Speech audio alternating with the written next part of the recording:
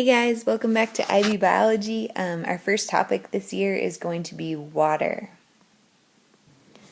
Before we get into our notes, please take a second, take a look at your understandings. I want you to read 2.1.2 2.2.1 and 2.2.3 and get familiar with what we're going to be talking about first. First, we're going to be talking about the chemical properties of water. And I'd also like you to take a minute and define the word polarity and think about why is it special? Why does it aid living organisms? Why is it important for living organisms? So water makes up the bulk of a living organism's mass. It's usually about 65 to 95% of organisms. In humans, it makes up 80% of a human's mass. Water is comprised of oxygen and hydrogen bonded covalently. Overall, the molecule is neutral. It has no charge, but because of how the atoms are aligned, the molecule actually does have partial charges, which we'll talk about more in a moment. But this partial charge makes the water polar, and polarity is a really important characteristic of water. Polarity has to do with the attraction of electrons to the positive nucleus. So if we look at our chart here, we've got our oxygen atom, and oxygen's nucleus has 8 protons in it, so 8 positively charged atoms, where hydrogen's nucleus only has 1 proton. So what's happening here is because of this large positive charge, the electrons from both oxygen and from hydrogen are more attracted to the oxygen nucleus than they are to the hydrogen nucleus. So what that does is it gives oxygen the bulk of the negative charge, and it gives hydrogen the bulk of the positive charge because of where those electrons exist. So what we say is that oxygen has a partial negative charge and hydrogen has a partial positive charge.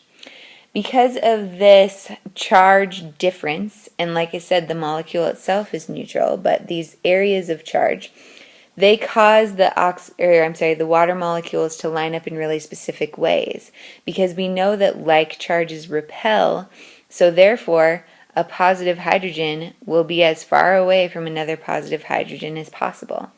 A negative oxygen will be far from another negative oxygen, etc. So because water molecules align in this way, it really helps to predict water, or helps to compose water's properties. Because water has this really specific property of being polar, there are some substances that combine well with water and some that do not. A hydrophilic substance is one that is said to be water-loving, where it's a substance that will dissolve well in water because that substance is also polar. Okay? So what this means is that this substance either has a charge or is polar as well, so that positives and negatives can be attracting to one another and dissolving that substance. Things that dissolve pretty well in water are sugars, salts, and amino acids that have a polar side group. There's also things that are hydrophobic or water-hating. These things are completely uncharged. They are not polar, and they do not mix or dissolve in water. This includes fats and oils, which you've probably seen or noticed before, as well as large proteins that do not have polar side groups. So those chemical characteristics of water lead to the unique properties of water. So before we get into this next section, I would like you to take a minute and read Understanding 2.2.2, as well as brainstorm and jot down what are some of the unique properties of water that you know of. Why is it such an important liquid on Earth and in our bodies? What's going on with that? Alright, so here are a couple properties of water that you may be familiar with. The first is cohesion. This is the force by which water molecules stick to each other. So one water molecule sticking to another. This is achieved by hydrogen bonds. Those are the weak bonds that form between water molecules. They constantly break and reform, but they are kind of holding those water molecules loosely together. Cohesion, the ability of water molecules is also, the ability of water molecules to stick to one another is also responsible for two other important properties. The first is surface tension. So surface tension is the fact that breaking the surface of the water takes some force. Things that are small or shaped in a certain way can stay on top of a water surface because the water molecules are sticking together. In addition, the behavior of water molecules provides for the specific viscosity of water. Viscosity is basically how well does a substance flow. For example, water is not very viscous. It flows pretty freely. Where if we looked at an example like honey, that is quite viscous. It flows really slowly and a little bit difficult to pour. So in this case, hydrogen bonding is important for viscosity as well. Not because it's holding the water molecules together, though, but because those bonds are weak. They can break easily. And so if pouring is needed, it's possible. Another force is the force of adhesion. This is the force by which water clings to the surroundings. So it's going to, like in these photos, cling to a plant, cling to a spider web. It's important to keep in mind, though, that water's only going to be clinging to hydrophilic materials. Okay, so other polar or charged molecules. You're not going to see water hold on tightly to something covered in oil or covered in wax, which is why we wax our cars, so that the water won't stay on it and dry on it. Another unique property of water is its thermal properties. Water has a pretty high specific heat, and specific heat is the amount of energy it takes to raise the temperature of 1 liter of water by 1 degree Celsius. And in the case of water, it actually takes a lot of energy to accomplish that. To define this a little bit, we've got the latent heat of vaporization. So this is the amount of energy required for evaporation of a substance. And for water, the amount of energy, like I said, it's significant. To change from a liquid to a gas, it requires quite a bit of energy. One impact this has on living organisms is the effectiveness of sweating as a means of cooling off.